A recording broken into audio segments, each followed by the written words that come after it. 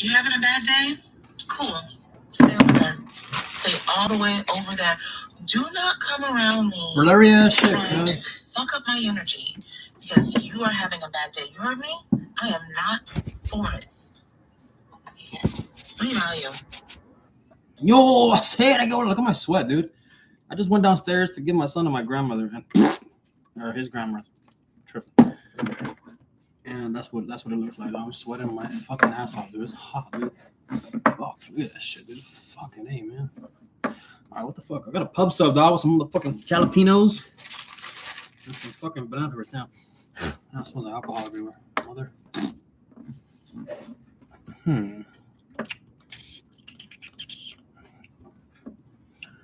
What tab should I share? My shiny ass head, cool. Got a meeting tomorrow, so I gotta fucking look sharp, cool. The real world assets are.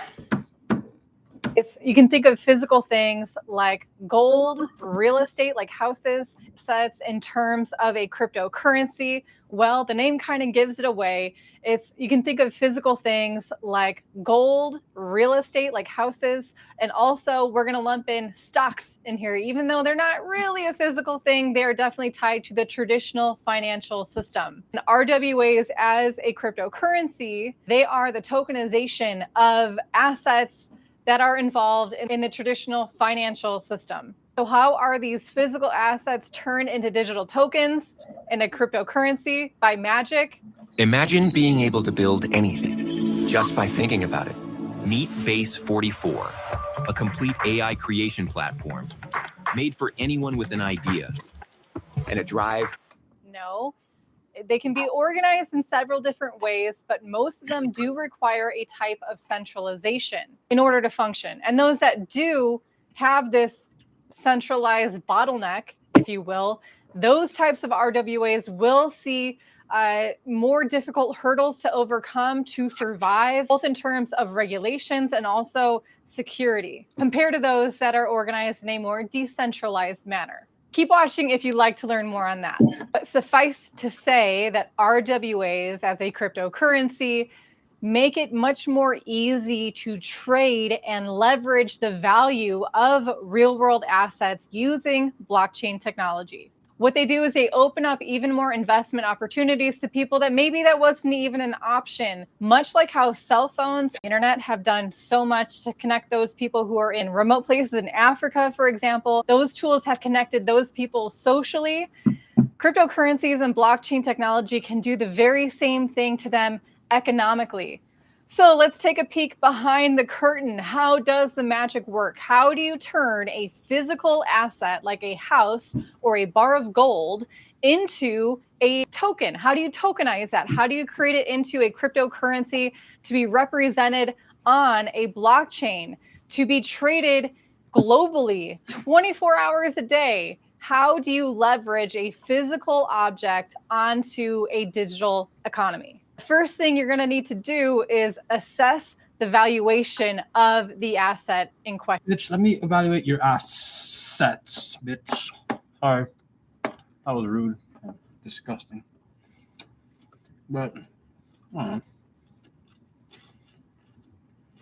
know.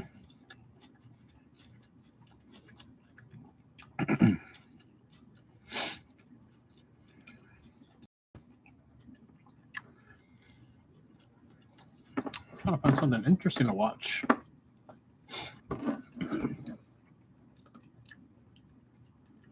Come on.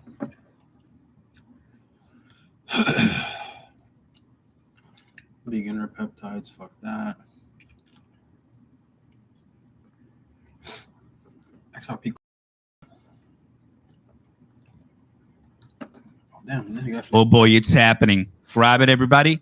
Throw it away. Because guess what? It's official. Something that we heard last week. It's happening right now. And even Ripple just reposted Ripple X as well 33 minutes ago. This is breaking news, guys. The XRP edition Gemini card. It's live.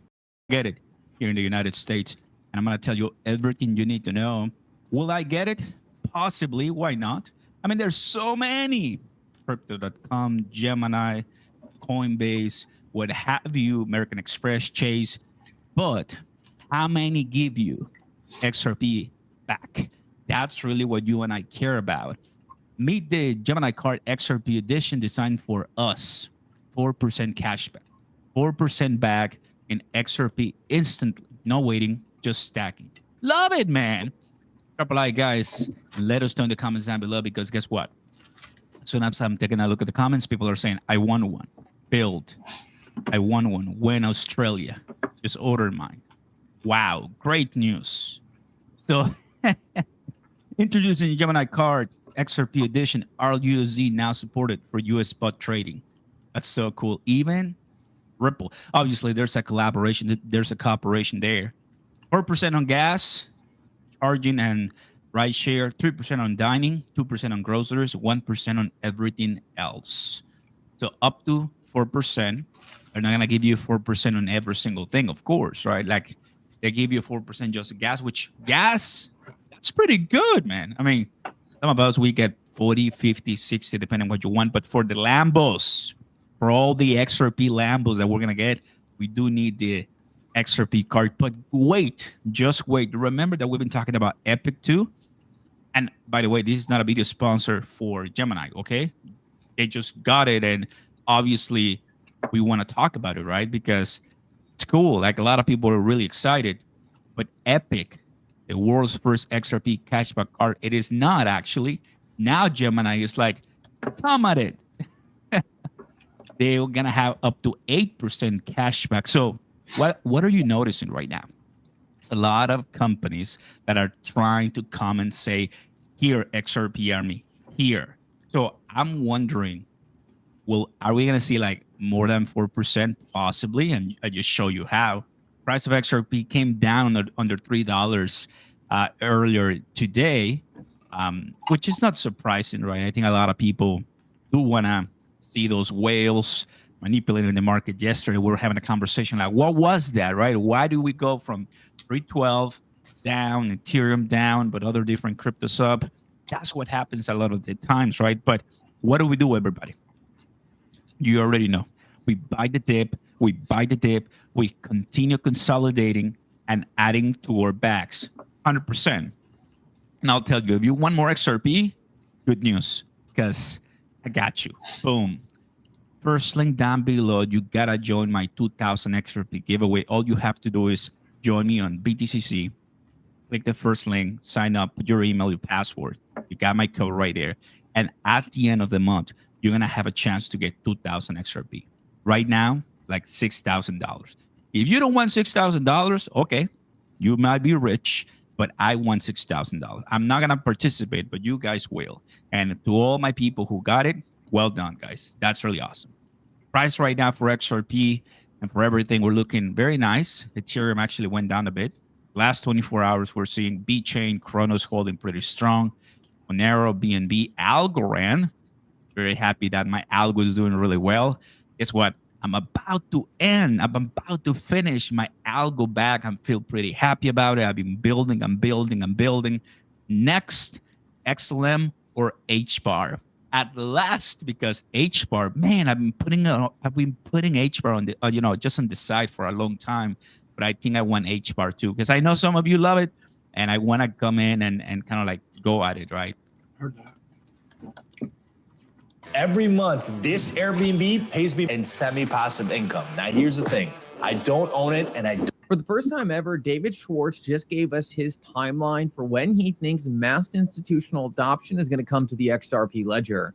In this video, I want to break down exactly what David Schwartz said, because honestly, this timeline is far quicker than I could have ever anticipated. And guys, I think a lot of people are going to be shocked by exactly what David Schwartz says here. Like always, your support means so much to this channel. Thank you to everyone who takes the time to like these videos and subscribe to the channel. These two simple things really do help out so much. Also, if you have any good place to buy some XRP, make sure to check out my favorite exchange Uphold down in the description of this video. But that said, let's jump right into it, and I hope you guys enjoy the content. So I want to start this video off and talk about something real quick before we get into David Schwartz's comments, and that's some potential issues with Circle around the corner. One of the things that we've talked about on this channel is the fact that interest rates are probably going to be coming down very soon. The other thing we've talked about is how Circle is probably the biggest contributor to Ripple in the stablecoin game. Now, the big difference between Ripple and Circle is Ripple has a lot of different lines of business. They're really a cryptocurrency institutional infrastructure player. On the other hand, Circle is just a stablecoin provider. But one of the issues Circle is in no doubt going to run into is the fact that right now it looks like pretty much all of their revenue is made up of essentially treasury yields from their USDC coin. Now, with treasury rates essentially coming down around the corner, this could put Circle in a very bad position where their revenue from their stablecoin USDC could drop 80 to 90%. Now, of course, Ripple is going to be losing revenue from this as well, but their business is not only a stablecoin. They have a very deep institutional business where they have software for a whole bunch of different products, whether it's custody, whether or not that's ODL. They do a whole bunch of different things. But Circle has some very concentrated risk here. And I just wanted to put this out there because I think we could be seeing a huge shakeup in the stablecoin market when we do see treasury yields essentially drop. We know that's coming. Trump wants it to happen. He's made that very clear. The Federal Reserve just adjusted their policy to allow them in order to cut interest rates much sooner. And a lot of the cryptocurrency industry, in my opinion, is not ready for this. There's a lot of easy money in the cryptocurrency industry right now, where essentially these cryptocurrency players are just taking people's cash and investing that in treasuries and making a yield on the back end. But if interest rates come down, I'm not convinced a lot of these players are really ready for that shakeup. I think Circle is one of the ones that's going to be in a lot of trouble. I don't think it's any coincidence that their IPO happened right before these rate cuts were going to take place. I have a feeling they probably knew these rate cuts were coming in and wanted to get a little extra cash on hand in order to weather the storm for how long these interest rates are going to stay low. All of their money is made from interest rates, and they're going to have a very hard time growing and keeping up with innovation if their revenue is dropping significantly over the next year or so. With that said, though, I want to talk about one other thing before we get into the short comments, and that is something that I thought was super interesting. Now, this is between Abs and Paul Barron. They're talking about bot activity in the cryptocurrency industry. One of the things that's constantly thrown at the XRP community that I always thought was complete BS is that the XRP community is just a bunch of bots. There's no real people holding XRP. Essentially, everything you see on X is just a whole bunch of bots. Now, I have constantly pushed back on this. I mean, for me, like, I interact with real people constantly. It seems like the XRP ecosystem is one of the few ecosystems that really has a lot of legitimately real people. I don't see that much bot activity. In fact, I see a lot of bot activity against XRP. But I thought this was a really interesting clip of Paul Barron actually talking about this and how he's noticed that what I noticed is exactly correct. The XRP ledger is one of the few blockchains that isn't swarmed with bots. And in fact, it's a lot of the other major chains out there. Listen up to this. And this is a good example. I'm sure you've seen this before. If you put a poll up with Bitcoin and XRP in it, doesn't matter, any other third, fourth asset that you might put in, and you do it at a time in which something's happening in the market, the XRP community will outshine that poll by, in some cases, 5x, 6x, 7x. I mean, it's an insane percentage. And I get this argument a lot from inside crypto people that, Paul, those are bots. That's a bot system. And I'm like, whoa. Now you're talking the wrong language because we built a sentiment platform that measures sentiment. We have an algorithm that basically pulls out the chaff on, especially off of crypto Twitter, because there's a lot of bots on crypto Twitter. And one of the few assets that are not bots, at least that we have found in a tech that we've spent almost a decade building, is XRP. It's like, these are real people. Yep. The bot traffic actually comes from some of the assets that you would never believe it would come from. So guys, I think he drops a pretty big hint there, being that the assets you would never believe, likely being Bitcoin and Ethereum. It's just one of those things that people constantly throw shade at, but get completely wrong. People always say, there's no real people holding XRP. All those polls are just bots. They always look for some reason to deflect without having any actual evidence. But the fact of the matter is the reason why so many people, real people, are invested in XRP is because there's real world utility there. Things are actually being done correctly. It's solving a real problem. XRP speaks for itself, and that's why people are so interested in it. A lot of people have a very big fascination in cryptocurrencies, but they have a hard time figuring out a place where these cryptocurrencies can actually be used. In XRP's case, it's dead obvious, and that's why so many people are attracted and drawn to the asset. So many people try to throw out shade saying, oh, well, it's all bot activity. You should ignore that. Or, oh, you should pay attention to this other asset. There's no bots there. But they never actually prove anything. And anyone who's actually looked at the data or sits in a position like myself would know that it's absolutely not bots. It's all real people. I'm constantly interacting with these people. I can see my viewership on my YouTube videos. I can see what's real and what's bots. And I can and have put out videos on other assets. And it's a dramatic difference. And it's just one of those things that people constantly try to mislead people with who hold XRP. They try to discredit you by saying, oh, well, no one actually really agrees with you. It's just a whole bunch of bots. But all the proof says that is completely to the contrary. I just wanted to share that with you because it's another big piece of FUD that's thrown around. But if you've ever actually looked into it, it's actually the exact opposite. And most of the people holding XRP are some of the most sophisticated investors, the wealthiest, and the smartest. It's because those people are looking for real world use cases, because those people are looking for something that's actually going to get adoption, not some pie in the sky hype project that doesn't make any sense. Guys, I didn't take creatine to get jacked. I took creatine to get focused. So the problem. Shut up. And with that said, I want to get into the main topic of this video, which is David Schwartz saying something that I believe is absolutely incredible. And that has to do with the mass adoption of cryptocurrency and a digital asset like XRP. For the longest time, we know that Ripple has had a lot of partnerships in the background working with different people in order to roll out institutional use cases of the XRP ledger.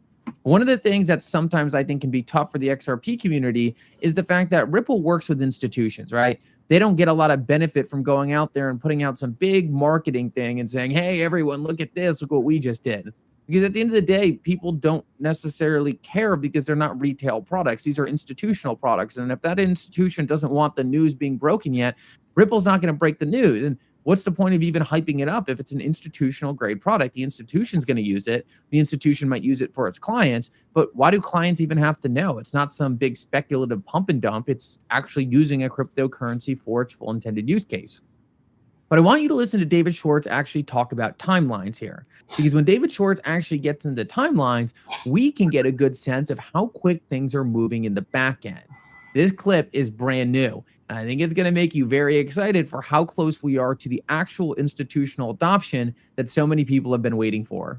I think also just better user experiences. We're really like, if people are going to be able to use a blockchain, they're not going to have to. They're going to have to not. It's going to have to be the case where you can use a blockchain without having to know what a private key is, or without having to know what a blockchain is. Like it's just going to have to just work.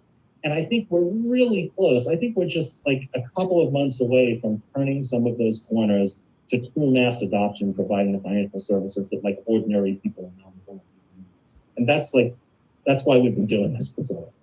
So I think that is such a telling clip. David Schwartz says right there that he believes they are a few months away from getting mass adoption to people who typically wouldn't even be interested in cryptocurrencies.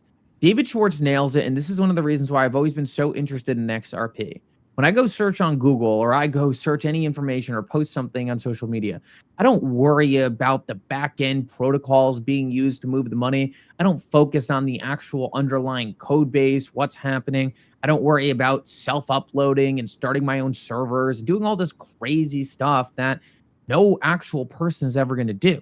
Are there people out there who do that because they have fascination with the tech? Absolutely, right? And people will always be using their own wallets and crypto and doing these things on their own. But the vast majority of people don't care. They just want their financial services to be better.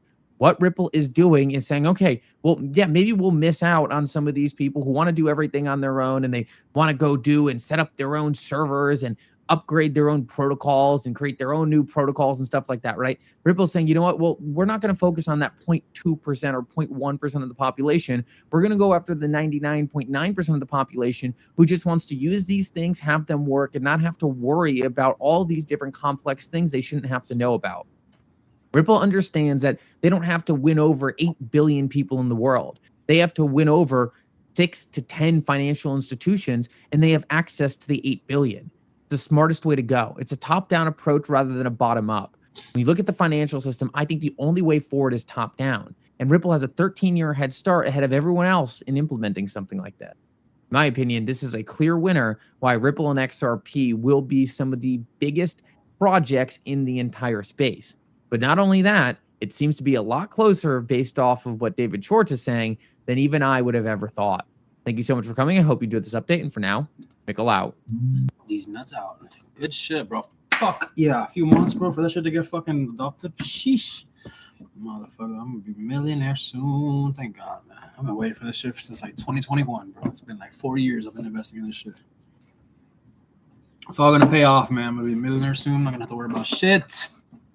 So yeah, got a lot to do. So I'm gonna got some people to see, things to do with the beep beep beep beep bada bop. So deuces, my G.